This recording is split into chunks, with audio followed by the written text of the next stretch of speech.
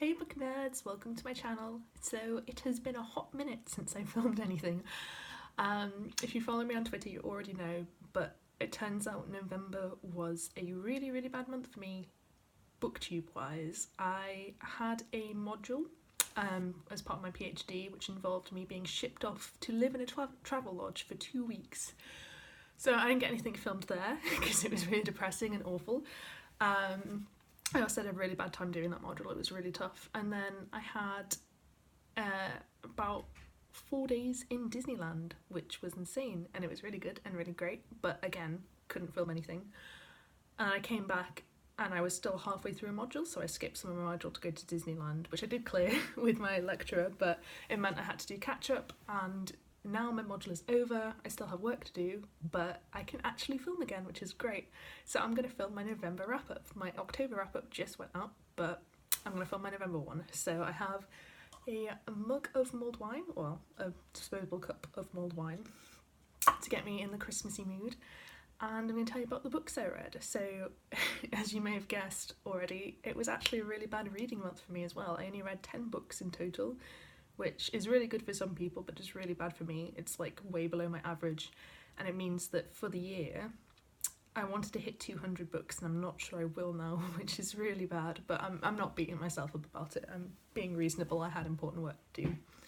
So out of those 10 books, I had one 2.5 star read, I had 3 3-star reads, I had 2 3.5 star reads, I had 1 4-star read, 1 4.5 star read, and then 2 5-star reads. The first book I read this month was actually a 5-star read, but I'm not going to talk about it too much because I've already read it, and that is Sadie by Courtney. I got the audiobook through from my library, and I decided to give it a listen because I read this a few months ago and really loved it, but I've heard great things about the audiobook.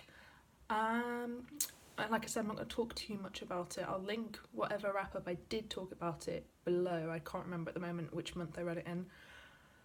I was kind of disappointed by the audiobook. Everyone hypes it up. I preferred reading the physical book. I don't know what it was. It's a very good audiobook. It is a full cast audiobook. But I feel like some of the beauty of the writing is lost in the audiobook format, and that might be a personal thing for me, but it's still obviously a 5-star read because I love the book. But yeah, I think if I ever reread it again I would not pick the audiobook, I would just pick the physical book. The next book I read was an arc, and as per usual I will link all my review blog posts of the arcs that I talk about down below. And that was The Family by Louise Jensen.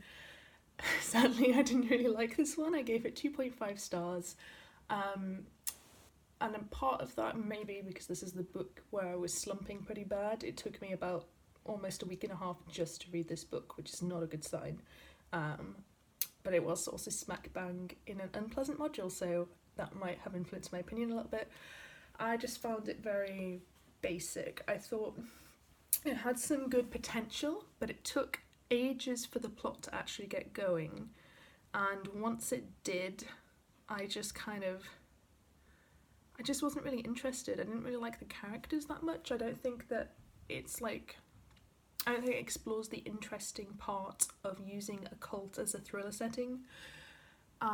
It really read to me more like a domestic thriller, which isn't necessarily a minus, but again, the family, so I haven't actually explained, you can tell I've not done booktube for a while.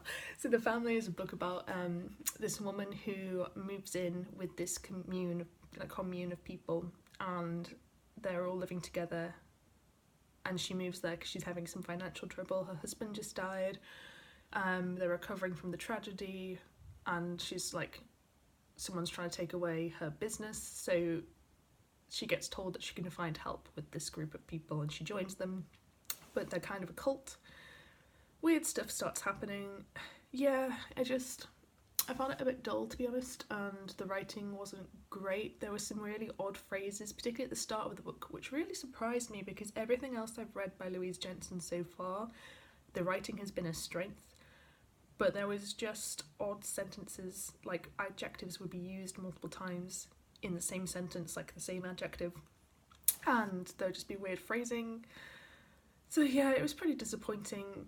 It just wasn't that enjoyable a thriller for me, sadly. The next book I read was a 3.5 star read, and it was another arc. and that is Slash by Hunter Shea. This is a horror book, and it is about a guy whose fiance survived a massacre 5 years prior, and then she's kind of been hounded by the press. It's the typical final girl stuff going on, and she kills herself, and she leaves him basically a note, and he decides that in the wake of her death he's going to investigate. He's going to return to the place where the massacre took place, and he's going to investigate what happened.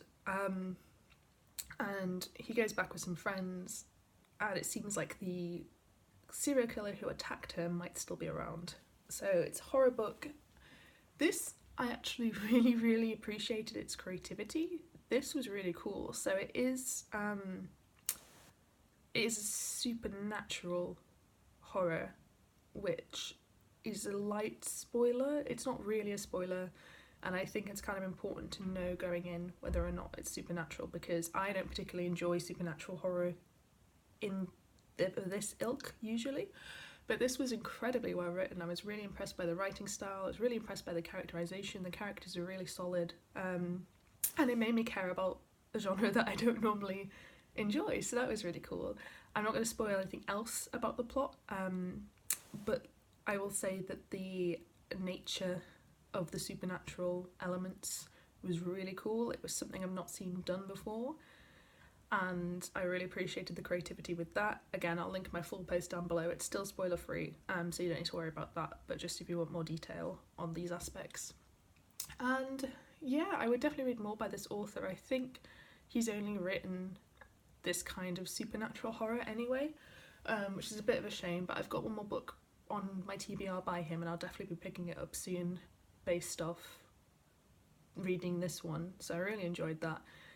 There was only one thing that bothered me, and I hate to bring this up because I feel like I get this reputation as like the political person, but one of the female characters has worked as a stripper, and one of the male characters pretty much exclusively referred to her as the stripper, and it wasn't necessarily portrayed as a good thing in text, but it was like still a problem. I think the male character doing it was still intended to be likeable, and it was meant to be kind of like a cute dynamic thing, and it really wasn't. It just got old very fast, and it made it hard because every time I read that it took me out of the story, which was a real shame. But yeah, I would still definitely recommend this book, particularly if you like the kind of supernatural horror. I think you'll get way more out of this than I did, and I'm really glad I got an arc of it. Me, I don't like to be political. Also me, reads Queerbaiting and Fandom. Yeah, so the next book I read was Queerbaiting and Fandom. This is a non-fiction book about exactly what it says on the tin, and I loved it so much. I gave it 5 stars. This was so interesting to me. I read it so quickly, and it kind of got me out of this little mini slump I was in. It is a collection of academic essays. I don't believe you can actually buy it, or if you can, it's insanely expensive, which is a shame, but I got my copy through NetGalley. It was an ARC I was given, and I'm so happy I did. And it really is a shame that you can't access it easily, because there's so many of my friends I would love to buy this for if I could.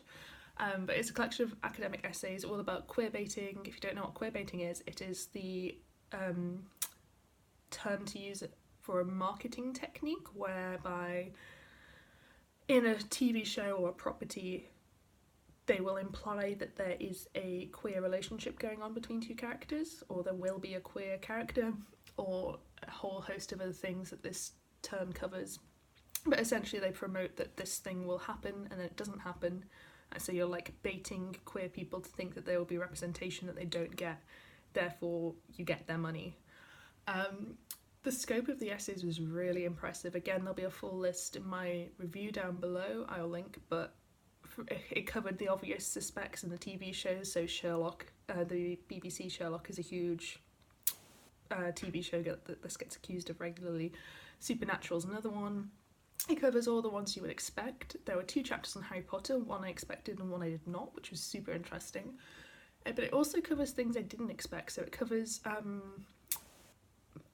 Nick Jonas and how he markets himself to gay audiences, and that was really interesting. That covered things I'd never even considered. It talks about Overwatch, it talks about Eurovision, and yeah, it was just so interesting.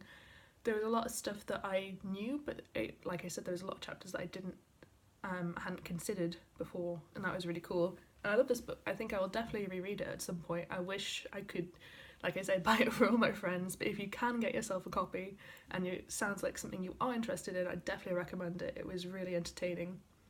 The only other thing is that because it is an academic collection of essays, a lot of it is kind of repetitive because the essays are written separate and put together afterwards, so each essay does define what queerbaiting means, and it isn't written to be an entertainment book, it is written to be an academic book. But it found it really accessible, it wasn't alienating at all, and it wasn't hard to understand, which was great. So now we get on to books I read in Disneyland, and there is a clear theme here. The first one is As Old as Time by Liz Braswell. This is one of the Disney Twisted Tale books. You might remember I reviewed the Mulan one a couple of months ago. This is the Beauty and the Beast one. This is about if Beauty and the Beast was the same, except for Belle's mother is the one who cursed the Beast. And this is really, really weird. I did enjoy it. I gave it 3 stars out of 5. But it's kind of off the wall in a really weird way. And that's not necessarily a bad thing, that's quite a good thing actually. I found it very entertaining. I don't want to talk too much about it because it's kind of one of those books where if you go in blind, it's really fun. There was a weird running thing of emphasising the Beast's animalistic qualities in a romantic way, which was kind of odd, and every time it happened it was a little off-putting. Gaston is just barely in it, and when he's in it he's just kind of there, which was really weird again. Like, it's not quite turning him into a heroic character, but he's just kind of not really a malevolent presence, which is like, okay, I guess Gaston doesn't matter to the story anymore. But yeah, I really enjoyed it. It was better written than I thought it would be. I thought this book was going to be hot garbage, to be honest. I was expecting like fan fiction level of trash, and it's not. It's actually, I won't say it's well written, it's well written for what it is. And I really enjoyed reading it, and it definitely got me in the mood for Disneyland, so that was really cool. I definitely recommend it. I'm definitely going to read the other ones. So yeah, it was just a fun time. The next book I read was also decidedly Disneyland themed, and that is The Unauthorized Story of the Haunted Mansion, of Walt Disney's Haunted Mansion, sorry. This is by Jeff Baham. This I got off Kindle Unlimited. It was super short, super easy to read. I gave this 3.5 stars. And this is literally what it says on the tin. It's just a brief history of the Haunted Mansion ride. This is the American one. I did go to Disneyland Paris, but the Phantom Manor, which is the Paris version of the ride, is my favourite ride, so I really wanted something to kind of, I don't know, I just wanted to know more about the ride, and I found this book and I thought it'd be really cool to read in Disneyland, and it was. But yeah, it didn't blow me away. It tells you like the history of the ride, and then it tells you what it's like going on the ride, like a walk through the ride in the story, which I actually really enjoyed because I don't think I'll get the chance to go on the American one, if ever, for a very long time. But it also talked you through the special holiday overlay version, which is The Nightmare Before Christmas, which is really cool because, again, that's something that not a lot of people get to experience. But that was a decent bulk, like a decent chunk of the book, and I was really enjoying it up until that point, and I still enjoyed reading that part, but it kind of took away from the history, and it was just like, this is what it's like to go on the ride, which is fair enough. People might not know, but yeah, I think I would have preferred it more if it had more to say, but it was still really cool, and I think it's pretty comprehensive. Like, it's hard to write a longer book on the history if there's not actually that much more to the history.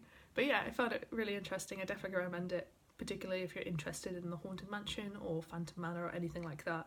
And it was a great experience reading it in Disneyland when I could go on the ride.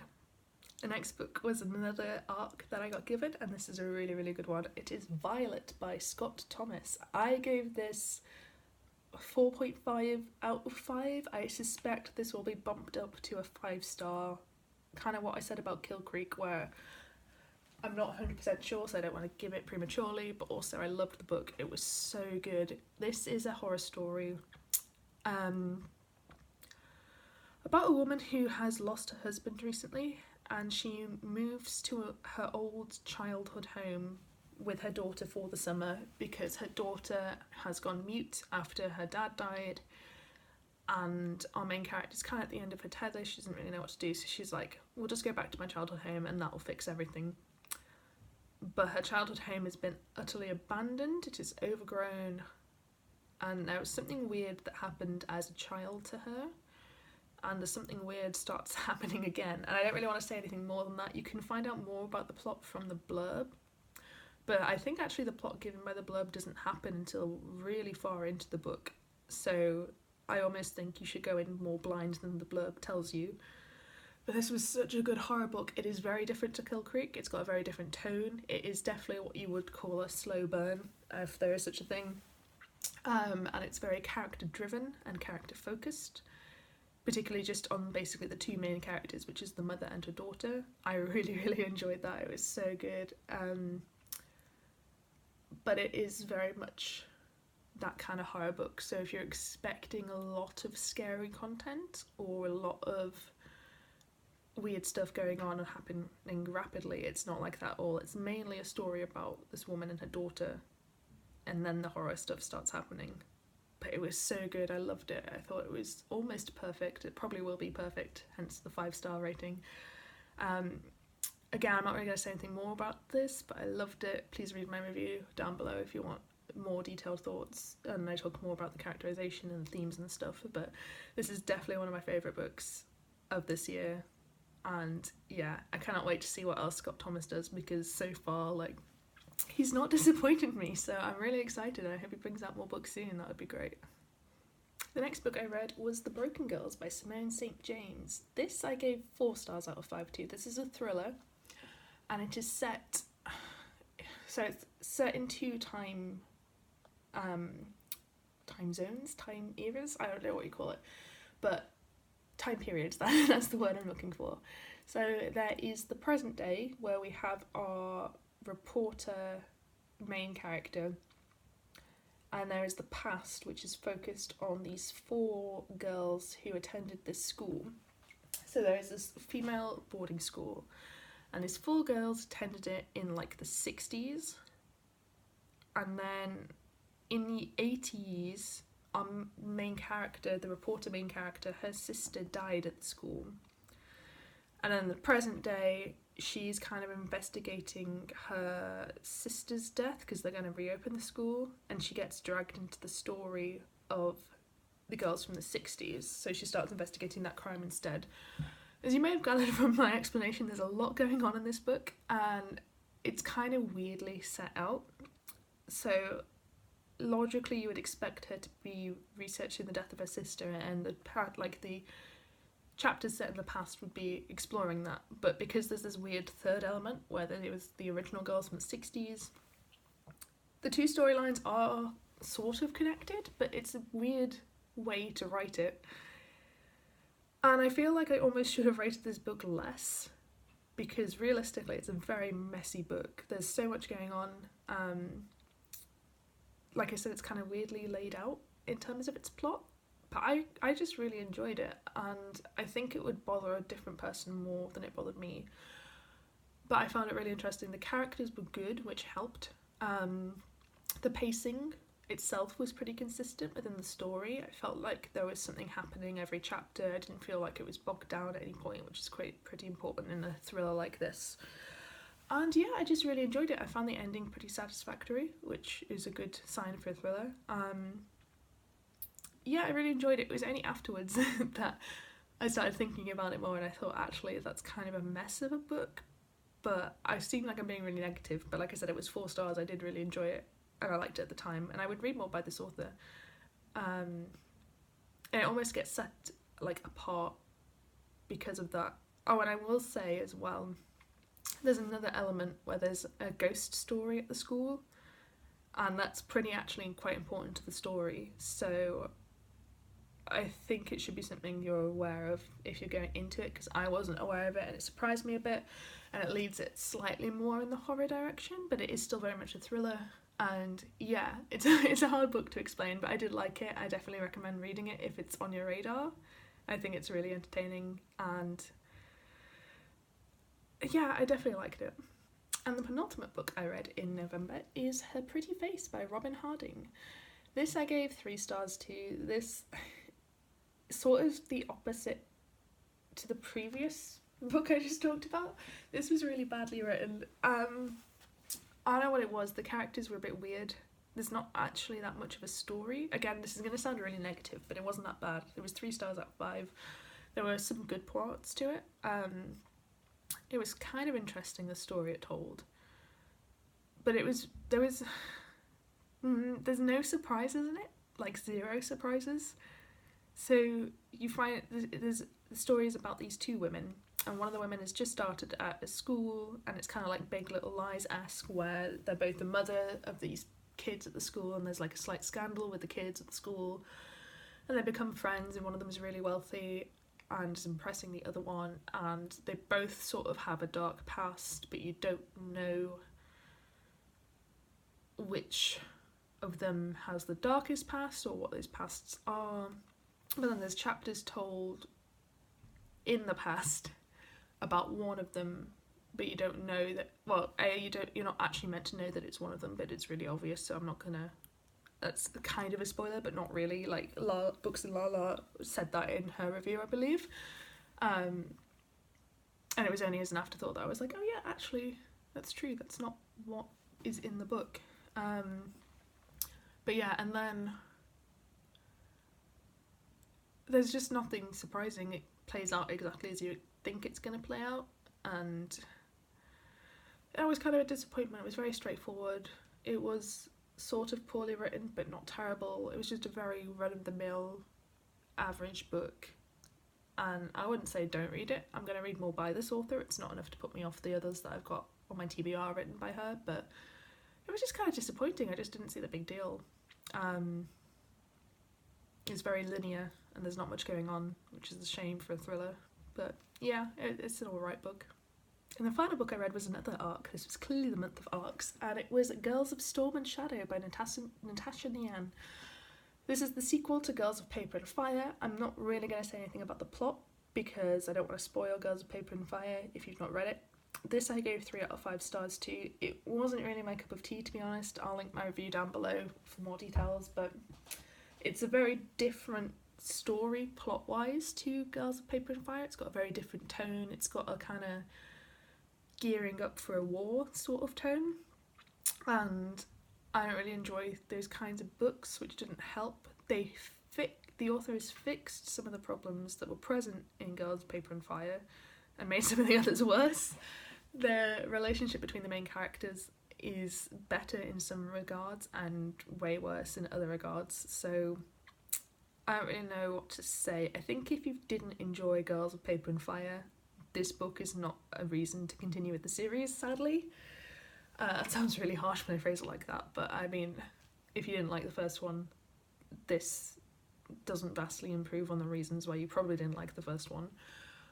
I'm kind of intrigued to know what happens, but I don't think I'll be continuing with the series. I think that this was kind of the book that was going to decide it either way. I think I gave Girls of Paper and Fire 3.5 stars, 4 stars. I quite enjoyed that one, but this was just a lot of what I didn't like.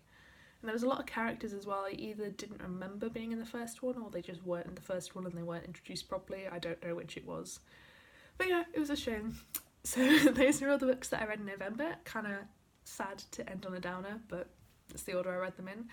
I hope that next month is far better reading month for me, and I'm sure it will be, fingers crossed.